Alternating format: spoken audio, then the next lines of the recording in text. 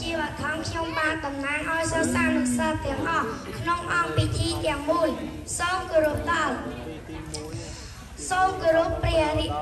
តេជគុណជាទីសក្ការៈគុណគណៈអធិបតីជាទីគោរពភ្ញៀវកិត្តិយសលោកគ្រូអ្នកគ្រូជាទីគោរពមិត្តសិស្សានុសិស្សជាទីមេត្រីថ្ងៃនេះគឺជាថ្ងៃដ៏មហាឡារឹកនិងមានសេចក្តីសោមនស្សជាទីបំផុតយើងខ្ញុំទាំងអស់គ្នាជាសិស្សានុសិស្សដែលបានចូលរួមក្នុងកម្មវិធីបើកបវេសនការឆ្នាំសិក្សា2023-2024នាថ្ងៃទី1ខែធ្នូឆ្នាំ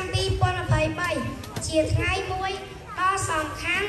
តែគ្រប់សាលាប្រារព្ធពិធីបើកបវេសនការទូទាំងប្រទេសយើងទាំងអស់គ្នាបានរងចាំអស់រយៈពេលមួយហើយឈានមកដល់ពេលនេះយើងខ្ញុំឆ្លៀតក្នុងឱកាសដ៏មានអត្ថន័យក្រៃលែងយើងខ្ញុំជាតំណាងឲ្យសិស្សានុសិស្សសូមគោរពជូនពរដល់លោកនាយកលោកគ្រូអ្នកគ្រូសហគមន៍គណៈកម្មការទ្រទ្រង់សាលានិងមាតាបិតាដែលមានវត្តមានក្នុងអង្គពិធីទាំងមូលយើងខ្ញុំសូមបញ្ញាចិត្តយ៉ាងមុតមាំក្នុងការប្រឹងប្រែងសិក្សារៀនសូត្រដើម្បីក្រែងយកចំណេះធ្វើបទពិសោធន៍បំណិតជីវិតក្រមសីលធម៌ការរស់នៅប្រចាំថ្ងៃដើម្បីក្លាយជាសិស្សល្អមិត្តល្អកូនល្អដែលធនធានមនុស្សដែលប្រទេសជាតិត្រូវការពុំអាចខ្វះខាតបានឡើយនាថ្ងៃអនាគតឆ្លងតាមការសិក្សាកន្លងមកយើងខ្ញុំសូមសន្យាចំពោះមុខលោកគ្រូអ្នកគ្រូនឹងធ្វើខ្លួនថាជាអរបុត្រកុលធីតារបស់មាតាបិតានឹងដើម្បីខ្លាចជាទំពាសរឫស្សីឲ្យខាត់តែបានជំនួសមុខឲ្យអូនជំនួសក្រោយយើងខ្ញុំសូមដាក់ដីសង្ឃឹមធំធេងដល់យើងទាំងអស់ជាសិស្សានុសិស្សយើងត្រូវបន្តប្រឹងប្រែងខិតខំរៀនសូត្រស្ដាប់គ្រូពន្យល់និងសិក្សាពីរបៀបរៀនឲ្យមានការរីកចម្រើនខ្លាចជាទំពាស្នងឫស្សីដ៏រឹងមាំសម្រាប់សង្គមជាតិតទៅថ្ងៃអនាគតនិងជាធនធានមនុស្សសម្រាប់ប្រទេសជាតិយើងផងដែរនៅពេលទំនេរខិតខំស្វ័យសិក្សារៀនសូត្រនិងស្រាវជ្រាវផ្សេងទៀតដើម្បីត្រៀមប្រឡងឡើងថ្នាក់និងជាមូលដ្ឋានគ្រឹះក្នុងការប្រឡងសញ្ញាបត្រមធ្យមសិក្សាបឋមភូមិនិងទុតិយភូមិឲ្យបានជាប់និងទទួលបាននិទ្ទេសល្អយើងខ្ញុំសូមបដិញ្ញាចិត្តដោយខាងក្រោមថាគោរពវិន័យបទបញ្ជាផ្ទៃក្នុងរបស់សាលារៀនមករៀនឲ្យបានទៀងទាត់ទៅតាមកាលវិភាគរបស់សាលារៀនខិតខំប្រឹងប្រែងសិក្សារៀនសូត្រឲ្យទទួលបានលទ្ធផលល្អនិងធ្វើជាសិស្សល្អកូនល្អនិងមិត្តល្អ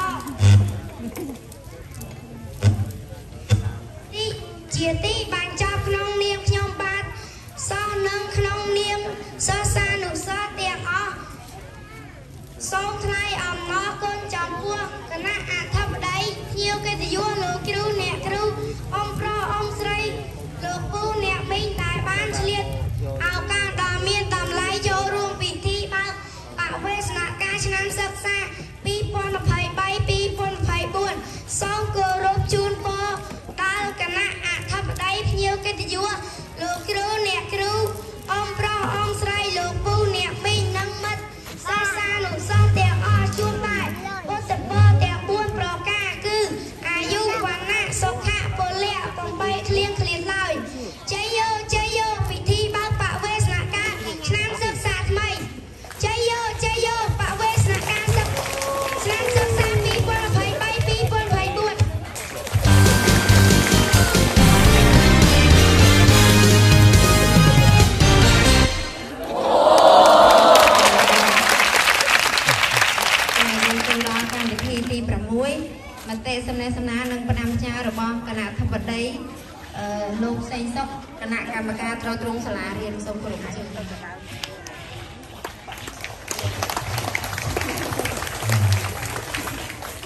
ណាដែលគណៈចាត់ឡើងកម្មវិធីព្រមទាំងលោកនាយកបានឲ្យសម្បត្តិមានកិត្តិយសដើម្បីផ្ដាំផ្ញើចំពោះមួយជាសាសនានុសាសន៍ទាំងអស់ជាបឋមខ្ញុំប្រកាសខ្ញុំបានសង្ក្រាបថ្វាយគុំព្រះគ្រូសោតវត្តអង្គការតំណាងព្រះអភិជាអធិការមានវត្តមានក្នុងអង្គការនេះសូមគោរពលោករុនបន្ទប់ឃុំទួលព្រៃនិងលោកគ្រូអ្នកគ្រូមួយសិស្សសាស្ត្រសិស្សយេតាបេតាអនាគតសិស្សទាំងអស់ជាទីគោរពរាប់អានថ្ងៃបវេសនកាលឆ្នាំ2023ក្នុងនាមខ្ញុំកណាខ្ញុំបានជាគណៈកម្មការត្រួតត្រងសាលាបឋមសិក្សានេះ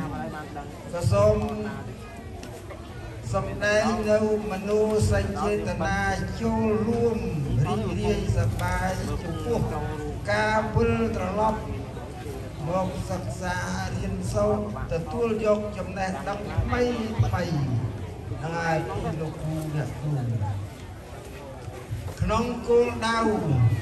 ដើម្បីយកចំណេះដឹងនេះទៅប្រកបមុខរបរចិញ្ចឹមជីវិតដោះស្រាយកែប្រែជីវភាពផ្ទាល់ខ្លួនមួយចៅទាំងអស់ព្រមជាមួយនេះដែរនឹងបានយកចំណេះដឹងនេះឯងទៅចូលរួមចំណែកក្នុងការកសាងជាតិមាតុភូមិឲ្យបានរីកចម្រើនផងដែរក្នុងគោលដៅនេះមួយត្រូវធ្វើយ៉ាងម៉េចគោលដៅត្រូវខិតខំសិក្សារៀនសូត្រស្ដាប់គ្រូលោកគ្រូអ្នកគ្រូមាតាបិតាសិស្សជៀសវាងហ្នឹងហើយការដើរហើរមិនចូលសាលាសែតគប់បាបប្រមិតបានតែក្តីថាមិត្តណាដែលនាំមួយទៅហ្នឹងហើយប្រព្រឹត្តអំពើដែលប្រាសចាកការរៀនសូត្រប្រាសចាកការមិនហ្នឹងហើយស្ដាប់គ្រូការប្រាសចាកការស៊ីជប់លបែកពាលាណាមួយដែលនាំឲ្យអន្តរាយនៃការសិក្សានិងជាការសំខាន់ណាស់ដើម្បីសម្រេចបំណងនេះបានកូនត្រូវតែខិតខំសិក្សារៀនសូត្ររៀនហើយរៀនទៀតហ្នឹងហើយរាល់តែមានការរីកចម្រើនកុំបណ្តែតបណ្ដោយឲ្យពេលវេលានេះคล้ายទៅជាការងារឥតប្រយោជន៍ក្មួយចៅទាំងអស់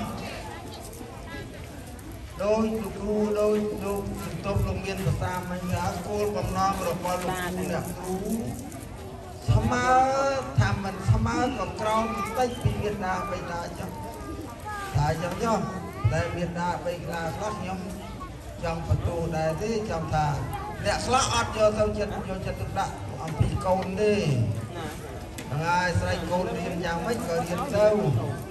អត់ដែលបានមើលសភៅអត់ដែលបានតាមដានអត់ដែលបានសួរនាំតកូនឯងទៅរៀននឹងយ៉ាងម៉េចហើយហ្នឹងពីសំណាក់លោកគ្រូណាហ្នឹងហើយ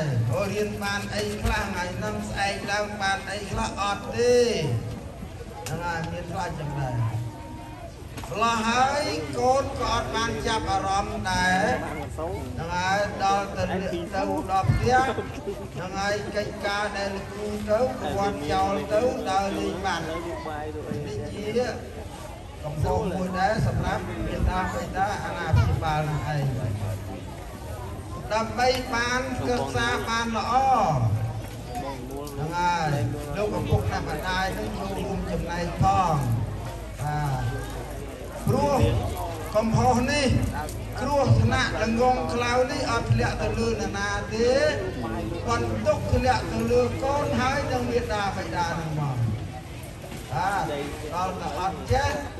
ហ្នឹងហើយប្រព្រឹត្តអំពើពាលាប្រាជ្ញាហ្នឹងហើយការរីកចម្រើននឹងធ្លាក់ទៅបន្ទុកឪពុកម្ដាយ